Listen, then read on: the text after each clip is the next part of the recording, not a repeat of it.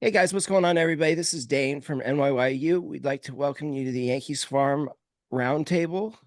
Rich Rivera from Empire State of Baseball, John Brophy from John Brophy Baseball, Hector from Morning Brew Sports. You guys know Nick from our IFA shows, and of course, my co-host Los. How you doing, buddy? I'm here. All right, guys. So we're gonna kick it around. I've got a question I got to ask all the prospect guys. Four top I'm going prospects. last. Okay, four top prospects in the system: Jason Dominguez, Spencer Jones, Roderick Arias, George Lombard. Keep three, trade one. Who you guys trading? God, why would you do this? I'll go first. I'll Okay, go first. Mm. Keep free trade one. I'm trading Roderick Arias. okay. You have a reason why? Of the four, because I've seen all four of them play in Uh-huh. Tampa. Two of them are on the Tarpons right now. Arias is the weakest prospect of the four of them. Um, Jason obviously has made the majors. Spencer is looking really promising to make the majors. Lombard has all the mechanics, all the tools to get there eventually. Arias, I've got a lot of questions right now. It's so early. Jason was kind of weak when he was down here in Tampa, but I've got a lot of questions. It's hopefully we'll get a little bit more improvement by the time May June comes around. But he's made too many defensive errors. Los and I have talked about this while I've been at Tampa games, but yeah, that's kind of where I stand. Okay. Hector. Yeah, for me, I'm gonna piggyback off what my guy Brophy said, and I would have to choose Roderick Arias. Not to disrespect the kid or anything, but we've seen what Jason Dominguez has done up here. Spencer Jones, he took over spring training, and we look at George Lombard being a kid who was committed to Vanderbilt at one time, but he came right out of high school because he was a Yankee fan growing up. Knowing that he comes from a baseball family, knowing that his father was helping him as a young age, I think he's prepared or more prepared for the big leagues than any of the four names that were mentioned. So I want to keep a hold of him just because I feel his ceiling is so high. And when it comes to Roderick Arias, I think Roderick Arias is more of a wild card, being the fact that his ceiling could be through the roof, but at the same time, if he doesn't pan out, then the floor is all the way at the ground. So it's a hit or miss when it comes to Roderick Arias. For me, in my eyes, again, don't want to disrespect the kid. He could be special, could be a future superstar. But if I had to, I don't want to, I would say he is the odd man out in my opinion. Mr. Rivera. Mr. Huber. I mean, this is a tough one. I think the wrong answer in this would be choosing one of the two outfielders. And to me, it's definitely a toss up between Lombard and Arias. I have a hard time betting against Mr. Brophy and Mr. Beauchamp. So I am going 3 for 3 here, and I'm trading Roderick Arias as well. Nick. All right, so No. Let me go so that you could just play the Oh, clean I up thought right you he here. wanted to was go. I thought you wanted to I go thought you wanted last. to go Well, I last. did, I did, I did, but he I knows what did, I'm gonna do. So I did. So, but I know what his answer is gonna be here, so I'm gonna just let him play the cleanup hitter right here. For me, is no disrespect to this kid, but for me, it's got to be Lombard. For me, it's got to be Lombard. He has the least experience playing baseball of all the players. Um, and piggybacking off of one thing that Brophy did say that he regarding his errors, Lombard does have more errors than Arias right now. You all right? Hold on, sorry. Okay. Yeah, so Lombard does have 5 errors to I think Arias 2 or 3. I don't know if they're all throwing errors or all defensive errors. But he does have more errors. But for me, like I said, it's gonna be Lombard. I think they're pretty much even keel, both guys. It's a coin flip for me. All But right. I'm gonna go with Arias. I'm sticking with Arias. Nick, I'm gonna go first. all right, everybody's going to leave me for last. All right, Yeah, because we know what you're gonna do. okay. For me, Spencer Jones and Jason Dominguez are two guys I keep, no question. I love Jason's bat to ball skills, the speed, the ability to hit in different spots in the lineup. He can literally hit in all first of the 4 or 5 spots. It's very similar thing with Spencer Jones. Spencer Jones is an elite fielder in center field, elite defense. I'm keeping those two. It comes down to Arias and Lombard for me. I think there's something special about Lombard. I haven't seen it. displayed yet in Tampa, but what he did at the major league spring training for me was really impressive. I was as big a Roderick Arias fan as you're going to find. And this is a tough thing for me to say, but it would be Arias for me as well. Nick? Wait, you're saying you were impressed by what you saw Lombard do? Yes, in spring training. With 1 home run. But Right. Lombard hit 100 in spring training. Right, but he took a lot of pitches and he played a lot with that big team, and that shows you the ceiling and the confidence the organization has in him. No, that just shows me the IFA bias. Well, okay. Yeah, spicy. I like it. All right, so I'm gonna clean this one up for you guys. All right, so Yeah. So here the good thing is we don't have to trade really any of them, right? Because we No, have we do every single not. one of Thank them. goodness. But I'm on the same train with Lombard. I'm gonna tell you why, man. So one, every kid that's come up through the system, I don't care if it's been Spencer Jones, I don't care if it's been Jason Dominguez, I don't care if it's been Anthony Volpe, we did this earlier, have all struggled at the levels that they come up eventually. They move up, they struggle. It takes time to adjust. This kid is also a switch hitter, right? So he's a switch hitter. So he's got to learn from both sides of the plate at such a young age. It doesn't matter whether not everybody is going to be Juan Soto coming up at 19 years old, killing a baseball. Doesn't happen every day. But the kid is an elite level talent, God gifted talent from both sides of the plate, man. He's got an unreal arm. You know, he was the #1 kid in his class.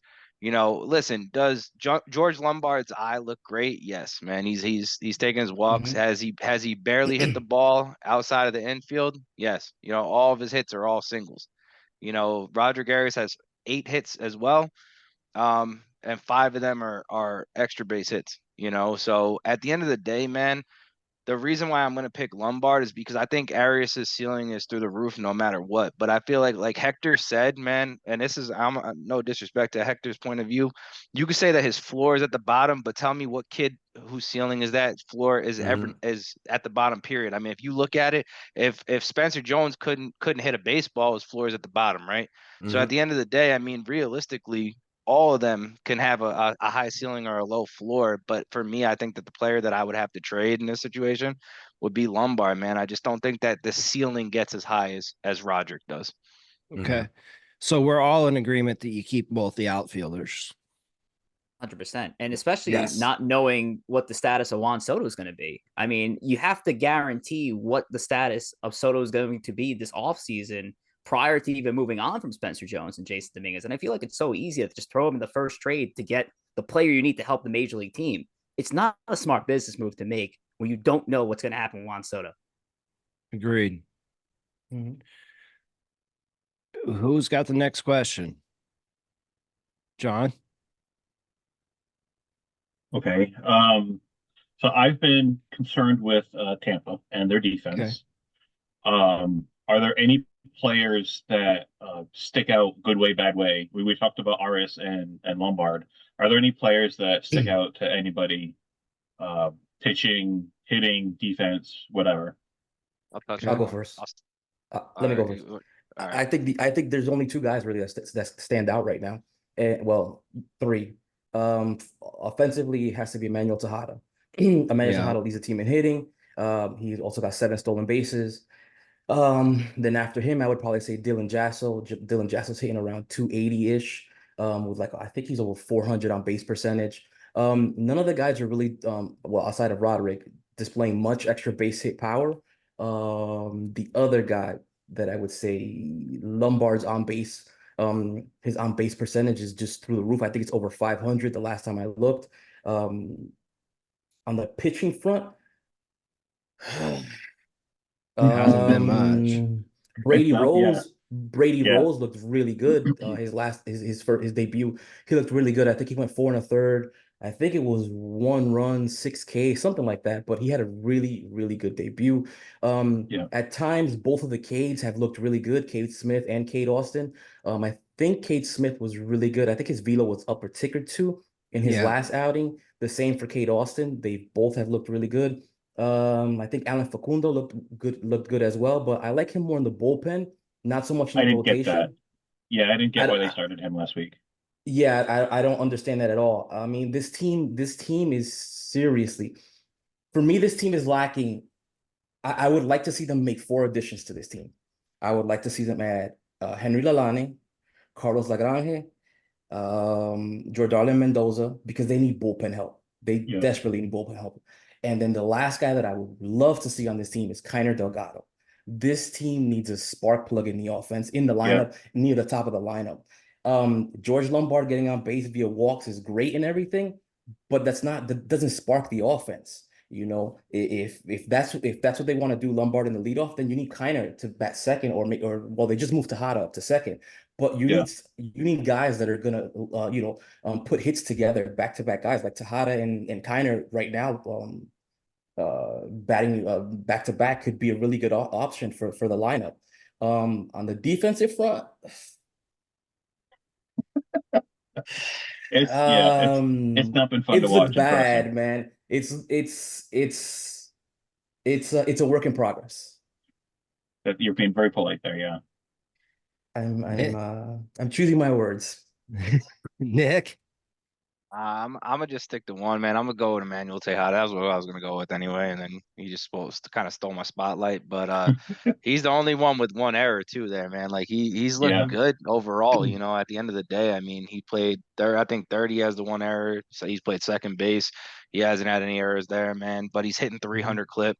I mean, the same thing you kind of said. I want to see those exact players. I mean, Mendoza, I can go back and forth on, but the other 3 I think definitely should be up there, especially Lalane and Kiner. Kiner's the one that gets me frustrated the most because I've talked to people there, and the reason that he's not up is just the potential thing. And that's the part that annoys me the most, is that we're looking at a kid who's 5'6", 5'7". We're saying, well, his ceiling's not as high as somebody who's 6'3", and that needs to stop, man. The kid's produced at 2 levels so far. Just let him play. Mm-hmm. And if that's the case, then why do they have Edison Duran as catcher if he's like 5'6" or 5'7" or something like that? Right? That makes no sense. I mean, for me, I mean, you know how I feel about that.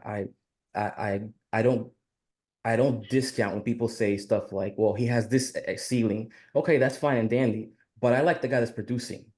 I like the guy that's actually producing, that when he's in the box, he's putting quality at bats, he's getting hits, he's getting on base. I'd like to see that. You might say that he might not become much, but right now he is doing.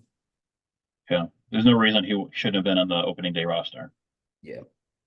See, I think for me, the number one thing that stands out are the guys that aren't there. And they were the names that were mentioned: Kiner, Henry Lalane, Lagrange. They should all be there. That team in the FCL last year was we've heard Baseball America say it, they're the most talented FCL team they've ever seen. And it would make sense that you would take that whole team and put them in A-ball and keep that group together, and they didn't. And that's a little frustrating for me. So, Heck? Yeah, I just wanted to piggyback off the conversation. I'm not going to act like I follow the Tampa Bay Tarpons when it comes to the games like you fellas do here. I know Rich Rivera, it feels the same way I'm going to feel. But when I was down there for spring training, I think Brophy, first day I met you was at the minor league complex, the training facility. I was there with Frank Luna as well. And when I was there, hopefully I get some brownie points with my guy Nick, because I think he was upset when I said that about Roger Arias. But when I was there, I did see Roger Arias on the field, and I was impressed with a lot of his defensive metrics, especially his arm. And when I jumped on a Twitter space later that night, Dane, that's something that I did bring up with you. But I hear you guys talking about like Kiner Delgado and Henry Lalane. Kiner Delgado, when he first came through, or when he first hit the scene in the DSL, I was a big fan of his work. A lot of people talk, and Nick was bringing up his potential. I think if he performs at every level that he has been at, throw that potential thing and throw it out the window. Just because he's 5'6" doesn't mean he doesn't have the heart of somebody who's 6'4" or 6'5". That's something that's not on scouting reports when it comes to a player's work ethic, when it comes to a player's mentality. A perfect example of that, if you was to look at the big league club, if Nestor Cortez, with his heart, with his work ethic, if he had the ability of Carlos Rodon, he would be a Hall of Fame pitcher. But the fact that he doesn't have the stuff that Carlos Rodon has, but he has the work ethic, he has the heart, he had to fight for his job in the big leagues. So that's what I'm talking about when it comes to Kiner Delgado. I think he has that measuring stick when it comes to that heart and that it factor that just doesn't show up on scouting reports. And let the young man play. And the one other thing is he was the outstanding player of that FCL league or league MVP, whatever you want to call it. And he's not an A-ball. That's what is so frustrating. Give the kid a shot. He led in every offensive category except for home runs because he hit 0 home runs, but he still led in every offensive category when it comes to his batting average, when it comes to the team in home runs? his on-base percentage. No, I'm talking about his first year. His first year in when the he first came DSL. up. Oh, in the DSL. When he first came up, when I first caught with him, he led in batting average. He led in RBIs, on base percentage, slugging, and he still had 0 home runs. I was super impressed by just that stat line right there. And then he led the team in home runs, as Lo said last year in the FCL. So, Mr. Rivera. Well, yeah, to piggyback off what Hector had to say, I mean, I had the luxury of today's panel to be educated more than give out my own talking points. And funny enough, I'm employed by one of the affiliates of the New York Yankees. I'm going to learn more today than I had in the 6 seasons I've had being the on-field host of the Somerset Patriots. But one player that did catch my attention, was just looking at the Tampa Tarpoons, is a pitcher who's got 4 games under his belt this far in this 2024 campaign by the name of Montana Semel, who's got a 1.29 ERA, 0.86 whip. What can you guys tell me about Montana Semel? Semel is, he's a reliever. I saw him last Thursday pitch. Pitching the best he has. More slider heavy, I kind of want to say, as far as what gets batters to chase. Not, if I remember correctly, not a ton of velo. I can rely on the gun at GMS, but he's one of those that have been really battling the past couple of years, trying to make his mark, I guess is kind of the way to put it. You know, he's 22, I think it was the first time I saw him. Yeah, I think he was drafted. Yeah, he was drafted out of high school, Stanford. I want to say he was kind of like a verbal commitment to UConn, because we've talked about, UConn, the Huskies, especially with the basketball stuff that just happened. But yeah, I don't know if he's going to really make too much of a mark this year. I mean, I'm optimistic, obviously, but I don't know if, the stuff that I've seen, he's kind of one of those. I don't know if he's going to get up to Somerset. The kind of struggles that he's had. I'm rooting for him like I root for all the prospects, but it's just, one of those things I don't really see enough that's going to blow me away. Gotcha. I'm going to say that this is the perfect opportunity. It's kind of like a make or break season for him, I want to say. Yeah. And he's got the chance to showcase it because there's not much else going on out of that bullpen. And so far, he has looked good. He just needs to keep it going. Okay. Nick, you got a question for us? I'll hit a question here. Of the FCL prospects, man, and this one's outside of Maya, which player are you most excited to see?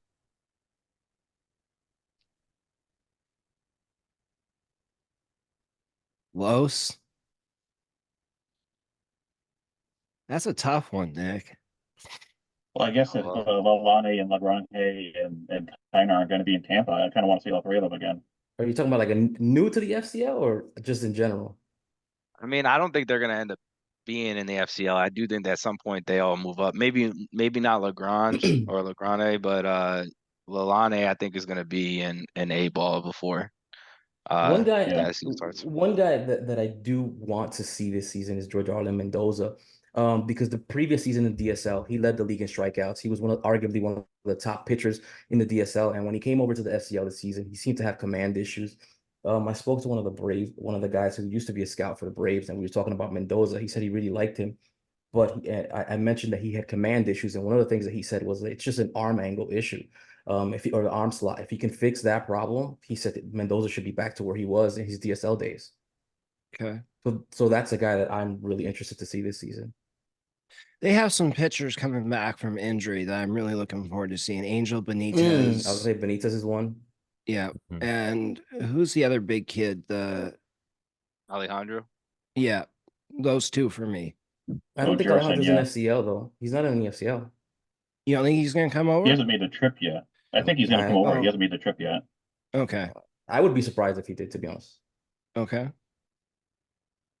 Outside of them, maybe Luis Ogando, but I know you're not a big fan of Luis Ogando. You don't like Torero? Sure, boy. I love Torero. I love Gabriel Torero. Torero's kind of like a Kiner Delgado. He might be this year's Kiner Delgado. Yeah. I like Heck? Laura, man. I really hope Laura gets over. For me, there's a kid, not because big on him when I'm following him as a prospect, just because my best friend growing up from the Bronx, he has family ties with this guy, but Dario Perez, who's an outfielder and an infielder at the same time. He was in the FCL last year. I'm not sure where he's at right now with the Oh, Yankees, Dairo. but he is, yeah, Dairo. He's playing in Tampa, I He's think. in Tampa. yeah. Yeah. So he's from his same town in the Dominican Republic that my best friend is from. Um, it's, what's the name of the town that Alfonso Soriano's from, Los? I very hard for me to I don't pronounce it. remember. It's the cradle of shortstops where all the shortstops are Savannah. from. I don't know. San Pedro de San Pedro, Macorís. San There Pedro, it is. San Pedro de Macorís. Yeah, San Pedro de Macorís. Always have a hard time pronouncing it, but only because, like I said, familiar ties with my homie. Mr. Rivera. There's a young player down in the FCL right now that I'm very excited to see make an impact with the Yankees one day, and his name is Rougned Odor. I don't know if you guys ever Oh heard my of him. God. He seems like a young kid, very nice, a nice little swing there. Nasty right hook. Nasty right Yes, hook, right of course. hook. Yeah, it's quite the signing. No, I'll double down on Kiner Delgado as well. Like a switch hitter in that spot. Yeah, we'll go with Delgado. Okay. Los, your I said it turn was for a Rodon. question. No Oh, question. which prospect so far has surprised you the most?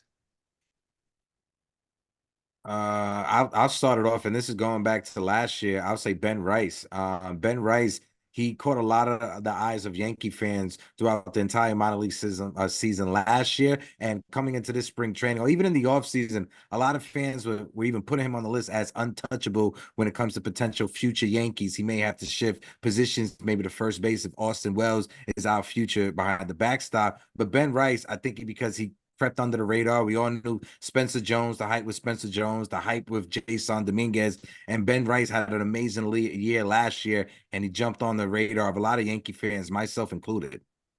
Okay. John? Kind of going back and forth. Part of me wants to say Emmanuel Tejeda, given what I saw last year, because last year didn't really impress me too much. And then this year, You were tough on him. You were tough on him. I was really tough on him. I mean, I'm tough on a lot of prospects. You got to blow me away to put me on your list. But I'm going between him and Dylan Yasso so far. Like Dylan Yasso, another Mexican kid, infielder, just like Jared Serna, as far as Mexican infielder, kind of blowing me away, sort of thing. Both of those have been really, really, really fun to watch this year. Okay. I'm gonna take two, man. I'm gonna go with two guys that we kind of saw in spring training, but Augustine Ramirez, man. I mean, that start is unreal right now. I mean, 7 home runs right off the jump. That's looking good, man. His bat is coming along. He was a bat first dude that they signed at the DSL, and he's getting better at defense. And then pitcher wise, man, would be Clayton Beeter for me, man. I feel like he's been unreal at AAA. I don't think he's given up a run yet, at least an earned run. And his 2 starts, he's got strikeout stuff. I think he plays, man, for the rotation too. I know a lot of people say he's going to be in the bullpen, but I could see him very well playing in the rotation. His stuff is starting to look really good, and I feel like the Dodgers just kind of breed those pitchers, man, when they get them. I gotta ask you, Nick. I'm sorry. The thing with Augustine Ramirez is this like real when it comes to his hitting, or is he just on a hot streak right now? I mean, 7 home runs this fast. I mean, the only other dude I seen do that was Everson Pereira, had like 20 home runs and like 100 bats. I feel like one year, but I mean, like it's never gonna stay that hot. But the kid's bat is legit. Yeah, it's as legit as I seen, man. He kind of reminds me of like a harder working Gary Sanchez. I was thinking the same thing. Yeah. Does he project long term as a catcher? Or do you see him having to move positions to like first base or the corner outfield spot if he has the speed to even play the outfield? He's not going to play outfield, but I think realistically, I think he can play. He can definitely catch. I think it's going to kind of be the same situation that happened with Austin Wells. Everybody heard he sucked. He came up, and it's kind of just been quiet, And it's nothing special, but it's not anything there. I think his arm is better than Wells's arm, though. Yeah, it Absolutely. is. That's not even Yeah. That's not question. even close. Yeah. For me, Tristan really is the pitcher that Mhm. stands out. That's my I guy. think he had going straight to Double A, making his debut there. Los and I have talked about this.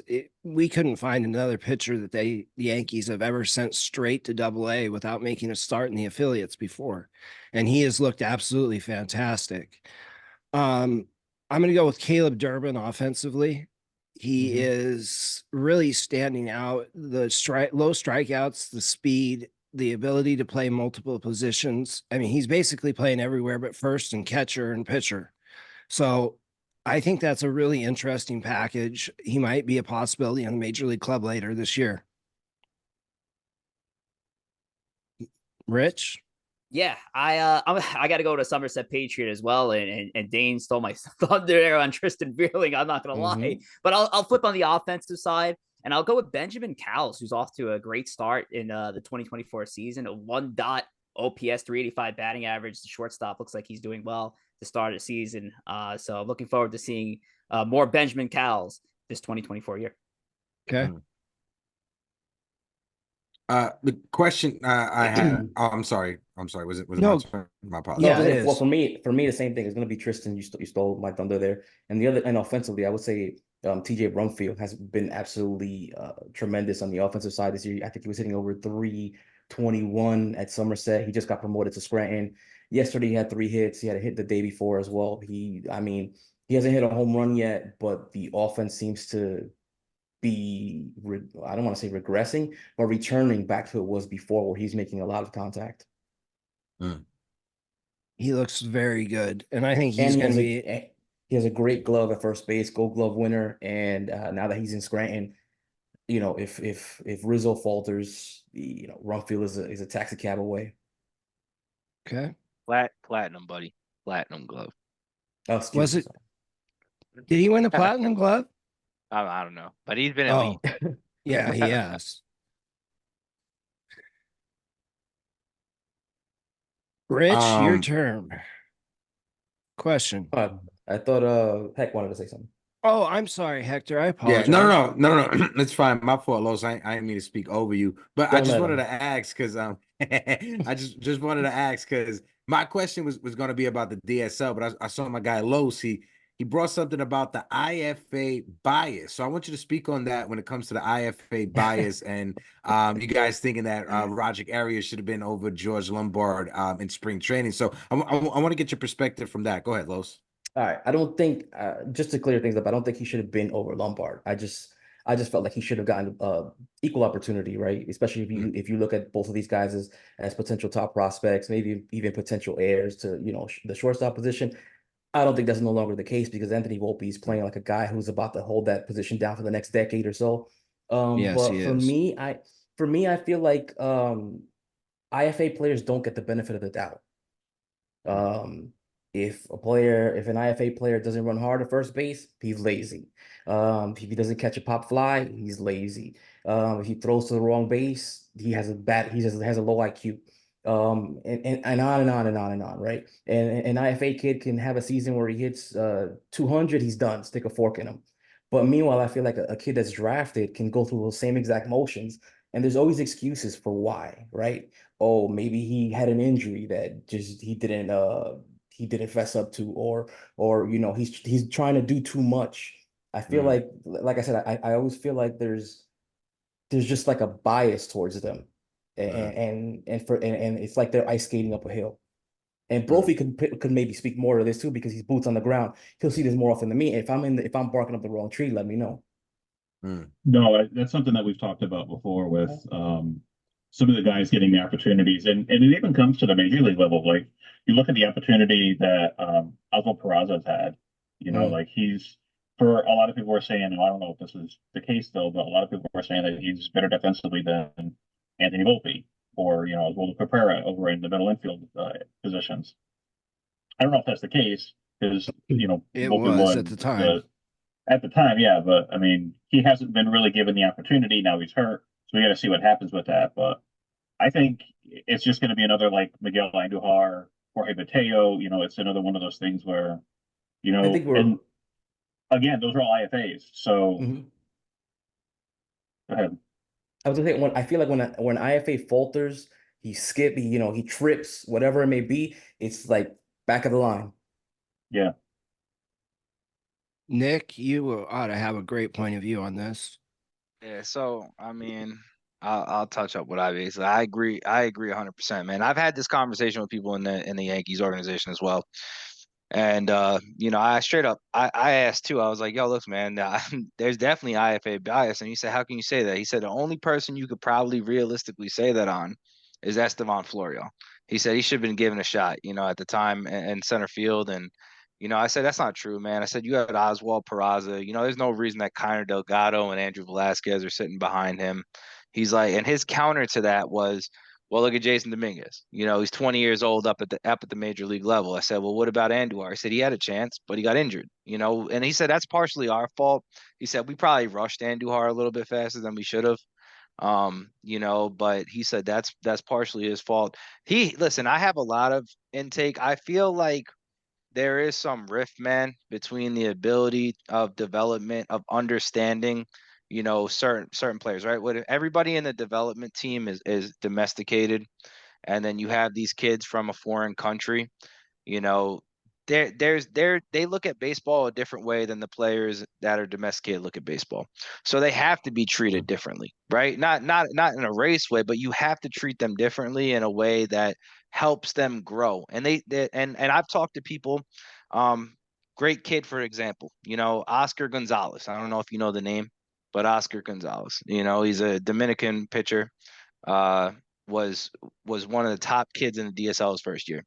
Came over, they put him on the same pitching regimen as a 24-year-old undrafted kid. The kid is 17 years old. So they put him on the same exact pitching regimen. Am I saying the right name, Carlos? Oscar Gonzalez, right? Is not, no, right? Omar. Omar Omar. Gonzalez. Omar Gonzalez. That's right. I was Beast as drawing a a blank. kid. 16-year-old Yeah, kid. yeah. He was killing it. He killed it. First year, you look at his numbers, he had Yeah, an unreal year. They put him on the absolutely. same pitching regimen as a 24-year-old undrafted pitcher who's a fully grown, developed man. You're putting a 17-year-old child basically on the same pitching regimen, trying to get 3 or 4 miles an hour faster. On top of that, they've talked about a lot of the stuff that happens when you start getting the A ball or high A ball. So they convince kids to throw the ball like 30 times really fast outside in the outfield, or they convince them to swing the bat harder and faster. To say like, hey, look, this kid is hitting. We talked about this earlier. The kid is hitting 103 miles an hour exit velocity. Turns around now, the kid is hitting 106 miles an hour exit velocity, but his strikeout percentage went up 5 percentage points. Why did it happen? Because you told him to swing faster and harder. Just because you told him to swing harder and faster doesn't mean he control the bat that well. The best thing is, and he made a strong point, is at 103, if you hit that on a barrel percentage at 99%, it's gone. You don't need to hit 120 miles an hour to get a ball out of the park. It doesn't matter if the ball goes 450 feet or 350 feet.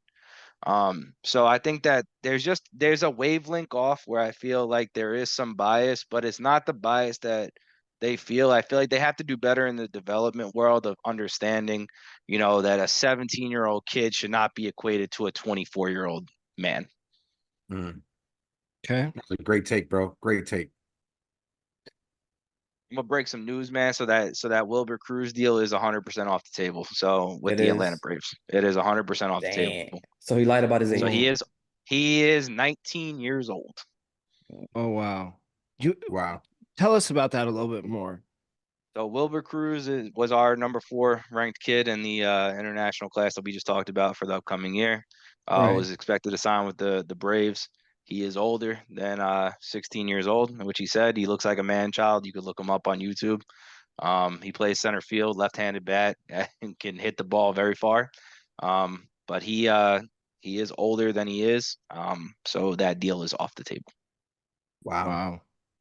And how much was he signing for? Probably about 3 to 4 million. Probably between 3 and 4 million. That sucks. Rich?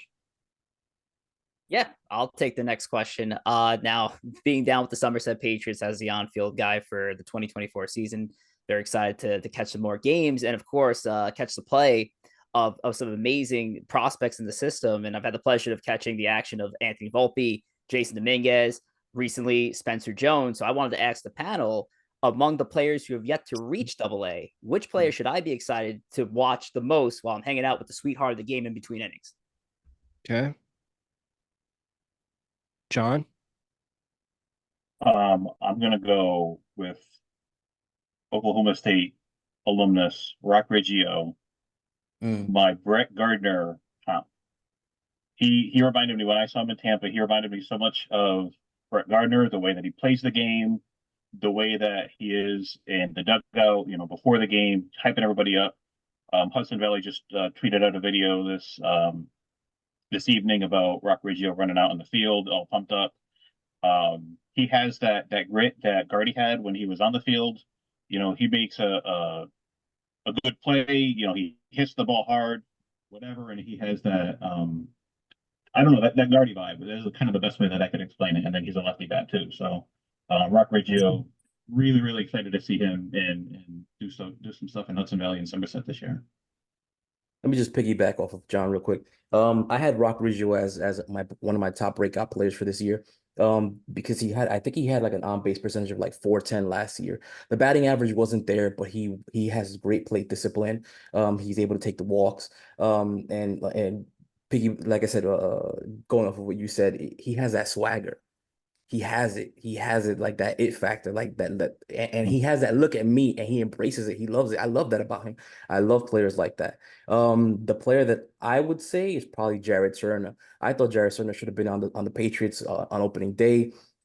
I am not a fan of what Somerset is doing at second base. I don't want to speak ill of anyone, but I'm not a fan of what they're doing at second base. I thought Jared Serna had earned the promotion, especially coming off of what he did in the Mexican Winter League. Yeah, he killed it down there, won Rookie of the Year as well. I thought it was going to happen, and I was a little surprised that it didn't. For me, it's Jesus IFA Rod. bias? Hmm? Do you think that's IFA bias that they kept him in because they did that to him in Tampa last year too? I don't know. I don't know what happened at Tampa, because he was crushing Tampa. Even the GM's like, he needs to be in Hudson Valley. We don't want him here. Yeah, it made no sense why he stayed down there for so long. I didn't understand it. I would talk to him. I talked to him almost every day, and I said, well, "What are you still doing there?" He's like, "All I can do is play my game." He told me the same thing. Yeah. Yeah, all I can do is play my game. I think they left Cerna down because he was going to be Rule 5 eligible last year, and if they didn't get him up to Hudson Valley or to AA, he's not going to have as much chance to stick on a roster if he got taken. That was the only thing I could come up with, because I was screaming that he should have been up all last year. Los can attest to that. But the guy that I think you should be most excited for is Jesus Rodriguez. Not a name that you're going to really know a lot about. He's catcher, third baseman, plays left field. He played center field in the Venezuelan Winter League, can play right field, catch, and the kid just hits. Everywhere he goes, he hits. He's got a little speed I think he might be leading the entire Oregon hitting right now in batting average. I think it was like a 313, I want to say. But yeah, like you said, he absolutely hits. Yeah, he's definitely a sleeper. Yeah, I would say top pitching prospect, of course, Chase Hampton, just because it's top pitching prospect. Make sure you can do some good scouting on him. But also, I like Aaron Polansky, because with Austin Wells in the big leagues, Aaron Polansky probably has the best mustache in the entire minor league system. So shout out to Aaron Polansky for having a great Yankee mustache. Wait, hold on. I don't feel like that was an answer, because the question was who should he look forward to? They're already on Somerset. Oh, well, I thought he said who he should look out for. So you should get a mulligan. Okay. No, I thought he said who he should look out for while he's at Somerset. Sorry, I misheard the question. Nah, so give come him a back. pass, man. Chase Hampton hasn't played yet. Chase Hampton, yeah. So thank you so much, Nick, for the alley-oop. Appreciate that, brother, man. you took mine, man. You took mine. I was gonna use Chase Hampton. He's the kind of dude that'll go out there in the first inning, strike out everybody, and yell at his shortstop for not standing in 2 feet over to the right. So yeah, Bro, he's that kind of dude. One prospect that I did have the chance to interview, Will Warren, amazing young kid. You could just tell that he is prepared to handle the media in New York City. He reminds me of the stuff that he does off the field. He reminds me of Mike Mussina. He's a hunter, just like Mike Mussina. He likes to spend a lot of his time in the woods. So Will Warren, great young kid. I definitely look forward to him being in the Bronx one day. We're gonna get to him. Go ahead, Rich. Follow-up question that I probably should have known the answer to, but I was curious, so I'm just going to ask the expert panel. When it comes to minor league transactions, just promotion, demotion between AA, AAA, is that decided overhead, or is that decided by the overhead minor league affiliate? So if the Somerset Patriots are calling up somebody from Single A, is it their decision, or is it the Yankees' decision for that promotion? Collective. It's got to be collective. I think from what I understand and what I've been told, from Tampa, it's the Yankees' decision. And the reason I say that is because they can't make the announcement until the Yankees give them the green light to make the announcement. So, like, let's say that there's a rehab, like Garrett Cole he's going to rehab, or like DJ, because that's coming up. So DJ is going to make the rehab with Somerset. They can't put him on the roster or announce the rehab assignment until the Yankees give them the green light. And it's kind of like an embargo in a way. Like, they might be embargoed. They know what's going to happen. Everybody knows what's going to happen, but they can't say anything until, let's say, 11 o'clock Friday morning. Or like Tampa sometimes is like 3 or 4 o'clock in the afternoon, and it's a 6:30 start, and everybody knows it's going to happen. But it's kind of a Yankees thing. Okay. I wanted to talk about our upper level pitching depth that we have. We've got Will Warren, Clayton Beeter, Tristan Vreeling, Chase Hampton, Brock Selvage, all those guys between double and triple A. Who are we most excited about? Who do you guys expect to have the biggest impact once they get to the Bronx? Once they get to the Bronx? Yeah. That's a good one. For me, it has to be Chase Hampton. I'm a big Chase Hampton fan. I love what he did last season. I love his attitude. I think it would be perfect in New York. Okay. Nick? I feel like that's a sweep. It's going to be Chase Hampton, but I'll go a little different because I'm going to go Brock Selvage, man. I love what that kid threw. Too. And honestly, man, he's an elite level left-handed pitcher, and he's a gamer, man. He's going to throw. I mean, that game he pitched in, that futures like kind of game that they had. Yeah, I mean, that was unreal, man. I remember me and Carlos were like, nobody else is pitching. Like, he's throwing 70 innings. Like we were getting so mad, man. Let the other guys. and then they kicked it off the TV, so we couldn't even watch the game, man. Started putting the Nets game on. And I was like, we don't even know who's gonna be pitching after this. But he's an elite level prospect, man. I'm a big fan of him, and I think that for me, I'm gonna pick him just because everybody else probably gonna go Chase Hampton. Yeah. I would say Chase Hampton, but just like Nick said, I already brought up Will Warren, so I'm doing a little bit different. I'm gonna go with Clayton Beeter. I know he was already brought up in the conversation. Sorry, Rich, but the only reason why I want to bring up Clayton Beeter name is so every time he strikes someone out when he's with the Yankees in the Bronx, Yankee fans could be like, "Oh, this is the guy we got back for Joey Gallo." So thank you, Joey Gallo. I'm looking forward to seeing Clayton Beeter in the Bronx for that message and that message alone. I'll just take it from there. Yeah, I was going to pick Clayton Beeter as well, and just more for that bullpen role. And again, you get one. I think Clayton Beeter's already won that trade with his minimal appearance at the Yankees big league level. So yes, Beeter for bullpen. I agree completely with Hector.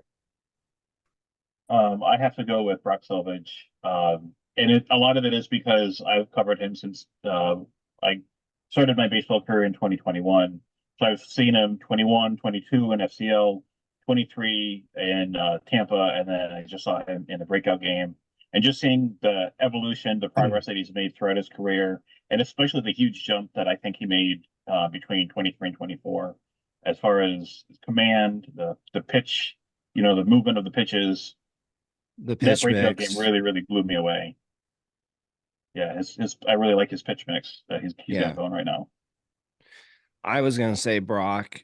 I think that the guy that probably stands out the most to me right now, again, is Tristan Vreeling. With what he has done just to open the season, he looks like he can be somewhat like Drew Thorpe was last year. He looks absolutely phenomenal. The arm action is good. The velocity is good. Great cutter, good curveball. I'm really high on him. I think he's going to be a very, very good pitcher for us. I think we can all agree when it comes to the Yankees minor league system, especially since 2021, they developed a lot better when it comes to the starting pitching. I remember growing up, having to look forward to Sean Haney. You remember Sean Haney in 2005 making his debut for the Yankees? I was in high school at the time, and I was like, oh man, I can't wait to see what young kid is going to get brought up. And he got lit up that start. I think he only lasted like 2 innings. So yeah, we've come a long way since then. Yeah, we Chance have. Adams, baby. Chance Adams. Oh my God.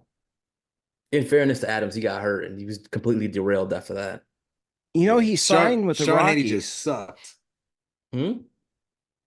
Chase or Chance Adams just signed with the Rockies before spring training. Well, hold on a second. I just saw it right now. Everson Pereira just hit his second home run of the game. It's Scranton. Oh, wow. He's got 6 now in the season. Wow. He's coming for Augustine. No, his power is unreal. It really is unreal, man. Except for in the major league level. So what do we think is going to happen with Everson? Gotta get traded, man. I think he's free bait, yeah. Yeah, I don't see a place for him in the organization, unfortunately. It's as it is right now, it's full, and that's without counting on Jason or Spencer. Yeah. Dayne, back on my earlier point about not trading Jones or Dominguez before you figure out what you're doing with Soto, you can trade Everson Pereira. Yeah. I think that's the case with a lot of the outfielders that they have in this system is because they're so, and the same thing with the middle infield. They're so deep in middle infielders and outfielders that it's kind of almost inevitable that they get traded. And a part of me wants them to get traded so that they get the opportunity to play somewhere. Yeah, and I think that's when you know me, Dayne. I never advocate for a prospect to be traded. A lot of Yankee fans don't realize I don't want to say traumatic because it might be too extreme of a word, but for a prospect, for an IFA kid, he's with the organization for like 5, 6, 7 years, and to just be traded away like that, it's pretty devastating to them. Like I've told you that I've spoken to John Cruz, and he was pretty broken up about the whole deal about being traded away. You know, it hurt him. He told me. For Everson, the thing is that, like I said, I don't see where he fits into the organization, and I'd rather the Yankees make a move now that while he has value, than for him to burn out and then all of a sudden now you want to trade him. The best thing go ahead, John.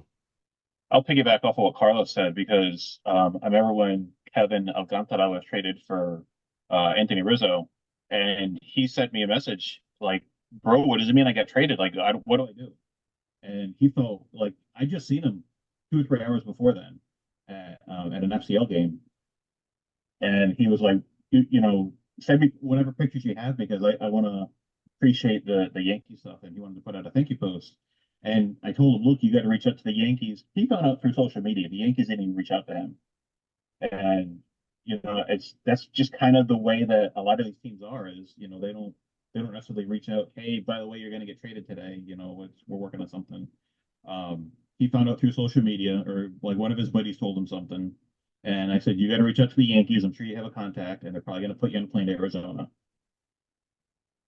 I think that's and I get it. It's the business, and in 2024, you got to put on your big boy pants and conduct business. But I think that's pretty messed up because like you guys were talking about earlier, these are young kids that are coming over here from other countries. It's a different culture shock, different language. Speak the language. Don't even speak the language. So when that type of incident happens and The first thing they got to hear it from the internet. Granted, major league players, that happens to major league players also on top of it. I don't think it should happen to anyone. I think before a trade goes down, just contact a person so they can get it and not have to be in that middle ground of figuring out, is it true? Is it not true? Is someone trolling me? Because you got to think of it. If I think that I forgot my keys at home, my anxiety is going through the roof. So just imagine if you're one of these young kids and that's in your thought and you're like, God, I got to confirm it. And you go through a period of 5 minutes of not knowing if it's true or not. That's terrible. I hadn't heard that story about Kevin, and I hated losing him. I thought he had such a high ceiling. I thought he was He's right killing it there. right now. Yeah. I really thought he was going to be, I thought he was going to be like just below Dominguez talent and ceiling wise. Yeah, I he's really killing it liked right him. now. I have a last question for you guys. A prospect that you fellas watched or followed over the years that he had all the tools to become a superstar, but just something happened, whether it was injuries, potential work ethic. Who was that guy that you thought was going to be a rock star, but just didn't pan out? Yo, Carlos, don't take mine because I told you the story the other day. No. The guy you told me the story about? Yeah, I'll start. So Yeah, I'll give you that one. it's not mine personally, but it's a story that I heard, man, that people thought this kid could be the Venezuelan Julio Rodriguez. So Oh, there's a kid that we had signed named Ramfir Salinas, oh yeah. back in the Everson Pereira Right for class. So he had the story that I was told is that this kid could do it all, man. They went and they worked out him Big and Everson signing. in the Big same signing. same class.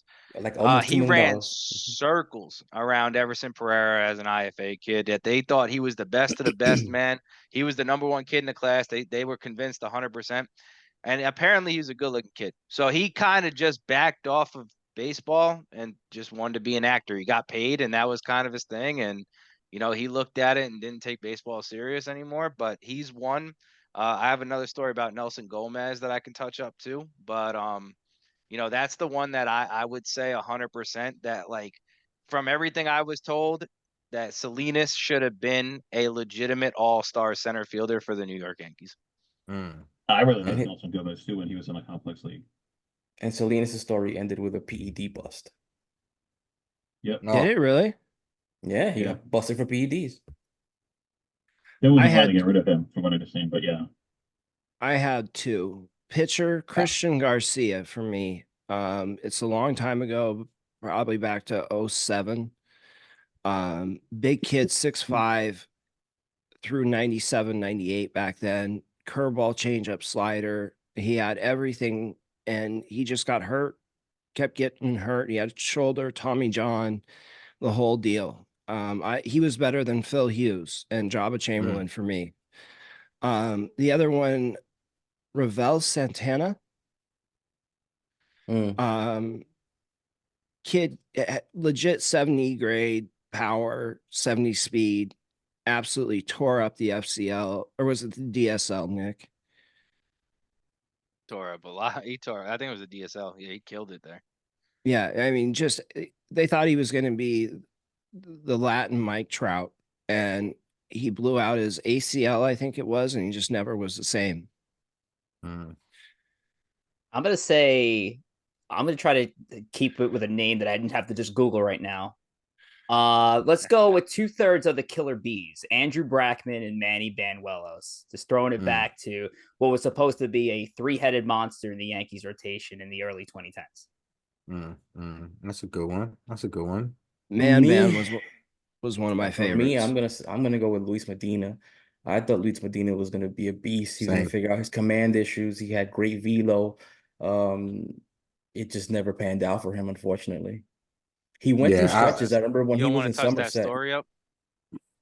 I don't really want to go to that story. I mean, you could paraphrase it real quick. It's a pretty sad story about him that you had told me. Go ahead, Nick. You can tell it if you want. I mean, realistically, man, it was a kid that was supposed to be $1 million signing with the Pirates. Deal kind of fell through late minute. The Yankees were able to get him at $280,000 or $285,000. Yeah. He comes, plays baseball, and his arm is unreal, just can't hit the strike zone.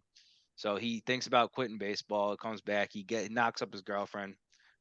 His dad, who was in his life's whole life, came in and stole all of his money, left him homeless with a pregnant girlfriend.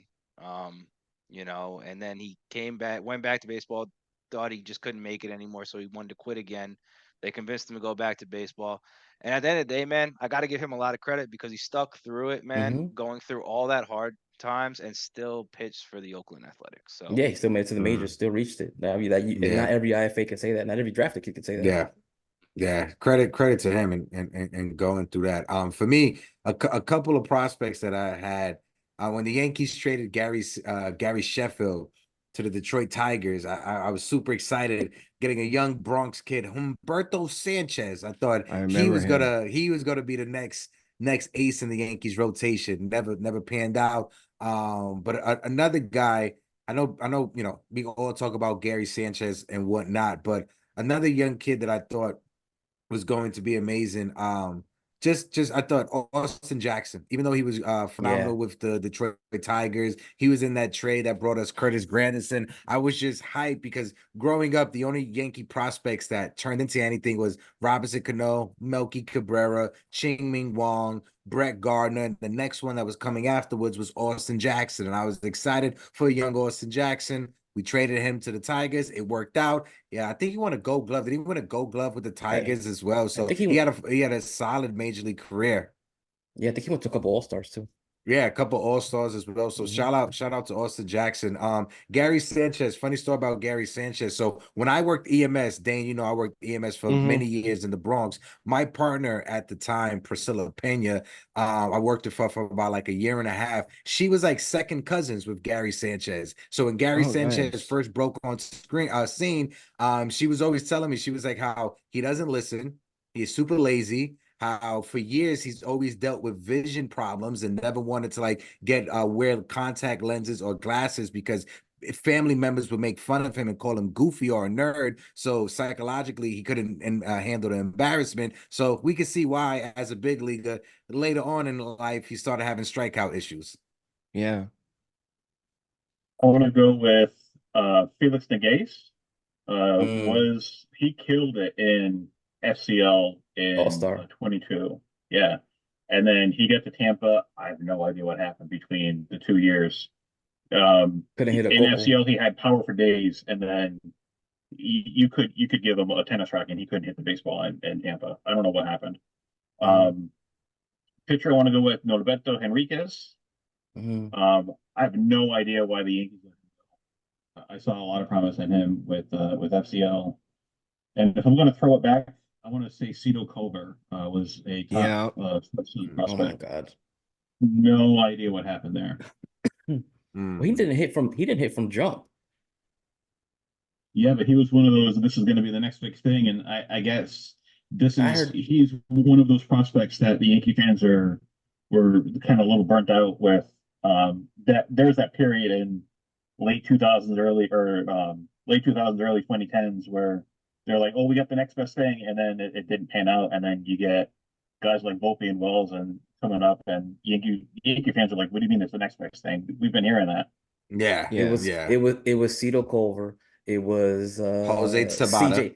it was CJ Henry, CJ Henry, and it was also Carmen Angelini.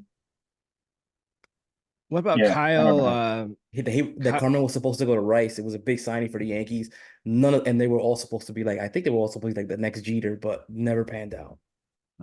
Who was that other high school shortstop, right-handed kid that was drafted in like the mid 2010s? I just named you three. No, I think it was Kyle Holder or Kyle Holder was another one. He was traded to Philly, I think. Yeah. And then he was back in the org later on. Wasn't he college kid? Kyle Holder was a college kid. I think he was right, yeah. He was a very good defensive kid. He just couldn't hit for leg. But I think you're talking the right kid though. Yeah. All right, let's get some closing thoughts. What are we looking forward to the rest of the year in the Bronx? In the Bronx? Go ahead, Los. No, you go ahead. I was just gonna say, just health. I just want our team to be healthy. I know we brought up Everson Pereira. The only way Everson Pereira gets a chance with the big league roster right now, if somebody, knock on wood, goes down with an injury, I don't want to see that happening. So I can see him get traded. But I just want health. I just want our guys to be strong. I can't wait for Jason Dominguez to come back. And hopefully the predictions from Baseball America is true. And at the end of the season, Spencer Jones will be the #1 prospect in all of Major League Baseball, and Henry Lalani will be top 10 prospect as well. So hopefully predictions are true. And if anybody has the lotto numbers, please share in the group chat so we can all split the money. I like Rich, how about you? I'm excited for the development of our young guys. Of course, Somerset Patriot baseball. Looking forward to being down on the field for the games. Echoing Hector's sentiments. Jason Dominguez, his fit on this team. It'll be interesting when that case comes around, and obviously we know in the last couple of years of Yankees' health, those opportunities just happen to arise. So it's going to be an interesting story come middle of the season. But yes, continued health, success for every affiliate of the New York Yankees, not just the New York Yankees themselves. Mm-hmm. Nick? Well, I'm not gonna talk about the Bronx so much, man. I feel like now you guys can leave that. But what I'll say, man, is I'm intrigued to see what Brando Maeda does this year. You know, in the FCL. I mean, this is his chance to come out and smack it around and show that, you know, 4.35 million is well worth it, you know, and that he's going to be an elite talent for the New York Yankees going forward. He's one of my do not trades, just because of, you just don't give a kid that kind of money and then trade him. But he's one. And then my second that I would probably say that I want to see is what, like, I guess if I'm going to talk Bronx, would be, you know, does Jason Dominguez get an opportunity to play over the outfield they already have if everything stays healthy? You know, just because I feel like they're not going to play him over Judge, they're not going to play him over Soto, and how they feel about Verdugo. And then also what's happening with Gleyber Torres, man. I mean, the dude hasn't looked good at all. And if Oswald Peraza comes back, you know, is that a chance that they start maybe trying to see what Oswald Peraza has as well? That's a really good point.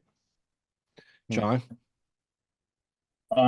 Like Hector and Rich said, his health is my #1, just because of, and it's not just the Bronx, it's the whole organization has had health problems. You've seen a lot of, not a lot, but you've seen a couple of guys go down already early in the season, in some of the affiliates. So health is #1. Looking forward to Judge crushing it sooner than later. Hopefully, he's been kind of struggling from what I've been seeing Twitter complain about. Because when someone's struggling, you know, Twitter's going to complain about it. Yeah, So that's him, true. you know, and you know, maybe we see some of these guys like get some opportunities. Injuries are usually the easiest way for a guy to get an opportunity. Obviously, you don't want to see injuries, but you know, maybe we see Everson I forget who was saying that. Maybe we see Everson, maybe we see TJ Rumfield up, you know, if Rizzo gets hurt. You know, that's the kind of thing that I'm excited about, but again, I don't like seeing injuries, you know. Yeah. Los? I'm excited for Jason's return. Don't know exactly where he's going to fit in. And if I'm being completely honest, I'm not 100% sure that we'll see him even when he's healthy right away, because there's just no place for him to currently play. And if the Yankees are rocking as they have been doing so far, do the Yankees want to disrupt that chemistry that's going on by benching Verdugo to insert Jason into that lineup, regardless of how Verdugo's playing? I'm like the same thing you guys said. I want to see everybody healthy. I want to see Brendan Beck return, because I was going to say that. I thought he was going to have a really big year, and he was going to help Yankee fans not forget, but soften the blow of the Drew Thorpe trade. And I'm hopeful that Tampa figures it out, and guys like Roderick Arias and that whole team turn it around. I'm really looking forward to seeing what some of these bullpen kids do. Your Jack Neely's, your Danny Watson's, your Luis Velasquez, if he gets a chance this year. I want to see what they can do. Obviously, health throughout the organization is a very important thing. I'm looking forward to Brendan Beck. I'm looking forward to Jason. I think the biggest thing I want to see, though, is if the numbers for Spencer Jones are for real, if the strikeouts have really come down, if the swing decisions have really gotten better, because if they have, that's an elite player. And he could be a big part of that team in the Bronx for a long time. Let me ask you something. Yes. If Spencer Jones has a monster year and the Yankees are able to re-sign Soto, what happens? Who had a monster year in the Bronx? No, Let's say in Spencer Jones has this, a monster year and Spencer Jones is re-signed, what happens? You mean Soto resigned? Yeah. yeah. I mean, I feel like at the end of the day, man, it's a four-headed monster. The whole situation is still gonna come back on Carlos Stanton. You know, really, you have a four-headed monster there with Aaron Judge, who I really don't see how you keep putting him out in center field with that foot injury, man. If it's gonna linger the rest of his life, you know, you have Dominguez, Spencer Jones, Juan Soto out in an outfield. I mean, I'm pretty excited about that, man. Putting Judge in DH and saying let's go. You know, I mean, realistically, I think that's the best thing that you can do. The only kid that I'm intrigued to see what's going to start to happen in that situation is Brandon Maia, because if he starts coming along the way that the Yankees believe he is, he's the most talented defensive center fielder you have in your system. So I think that's more of a conversation because he can move fairly quick than it would be for me on the other one, because John Carlos Stanton is not a mainstay here. For me, and I'm in agreement with Nick with John Carlos Stanton. I think Stanton right now is doing the best thing he can do for the New York Yankees. Perform well, get your ass out of the Bronx, whether that's a trade, whether you and the Yankees work on a mutual buyout, whatever it is.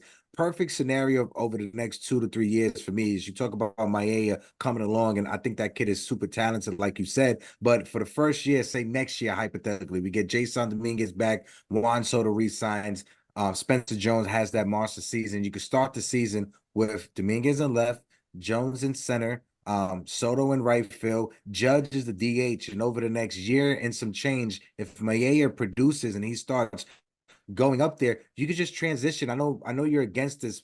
Spencer Jones to first base. I know you're against it, Dane. I know some people may be against it, but if it's an option to make your team better, why not entertain that? Why say no and just want to trade someone away just because you have an outfield that's cluttered? If somebody has the capability of moving to another position and it's going to save them in the long run, long term, when it comes to their lower body and their legs and Spencer Jones, why not just entertain that as a possibility? Because of TJ Rumfield. That's what I think. I think TJ Rumfield, he's I mean, the glove is there, obviously, because he's won the Gold Glove. But I think the bat is starting to come around too, especially with what we saw in spring training. I would much rather have TJ Rumfield at first than Spencer Jones. I get what you're saying, but I think, and I say it just for the bat, because if you look at the back, who would you rather have? If you Dominguez, Jones, TJ Rumfield, or Brendan Maia, who would you rather have, Maia or Rumfield at when it comes to that bat? I haven't seen Maia. I'm hoping to see him in the next couple of days. But I mean, Spencer Jones, obviously, I would say Spencer Jones and then Rumfield, and then maybe Jason, maybe swap Jason with Rumfield.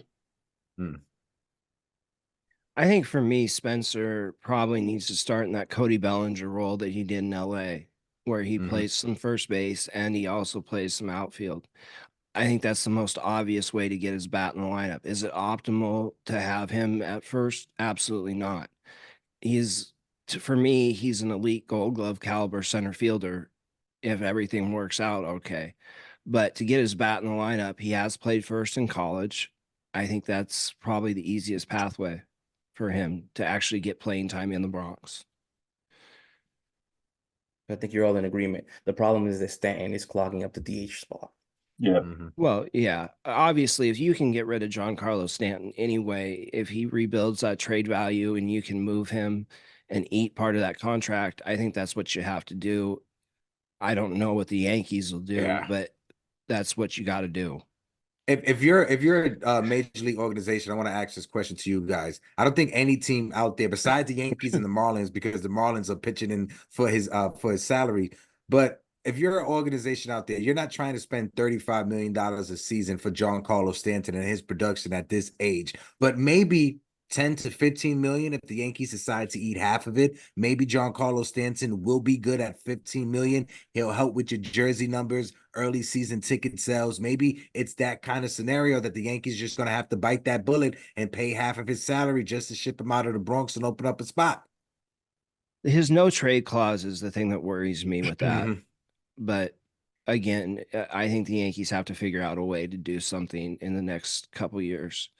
All right, guys, let's get out of here. Rich, tell us what you got to have this week and where everybody can see you.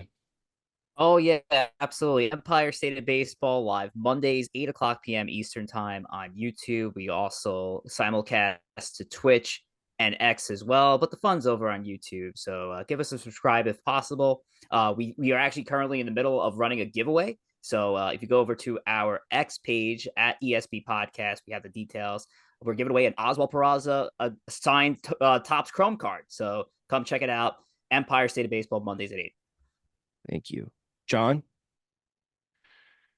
You can find me at the field, Tampa, as far as San Bernardino Field. You can find me at the complex. Come say hi. You can also find me on social media at G Brophy Baseball, X, Twitter, whatever you want to call it, Instagram, TikTok, Threads, you name it, I got it. JBrophyBaseball.com as well. Hector? You can catch me, Hector Beauchamp, Morning Brew Sports. I have Yankees Morning Brew in the morning. I do a Yankees pregame report as well during the week. Also, I got a couple events I want to highlight real quick. Shout out to my good friends over at the Woodbridge Brewing Company. Over the next few weeks, we're going to have some former Yankees. Jose Canseco will be in the building April 27th for autograph meet and greet if you guys want to go. And also May 4th. Is Joe Girardi. Joe Girardi will be in the building at Woodbridge this Saturday. I don't have the flyer to show you. I know I'll be at the stadium with the family from NYU. But if you guys are in the tri-state area, you can't make Yankee Stadium this Saturday at Woodbridge. Mariano Rivera would be at Woodbridge for autograph signing as well. So you could go to Woodbridge Brewing Company on Instagram to get your ticket for any of those events. Nice. Los? You can find me right here. YankeesFarm on Twitter, Instagram, and on YouTube. Nick, you don't do social media. Yeah. So I mean, you could find me on YankeesFarm once a week, once a year, whatever, whatever they want me. gotcha. So I gotta ask you. So when Dayne's trying to get in contact with you, he has to send like a fax message. Like what's the Bat system? signal. How Bat many signal. people does it have Bat to go through before it gets? Is a bat signal? That's what it is. Yeah. It's been that way for a number of years. Nice. Nick, all right. Send the Dakota. All right, guys. Thank you, everyone. Smash the like and subscribe on your way out, and give these gentlemen a follow. Later. Thanks for everything. Peace.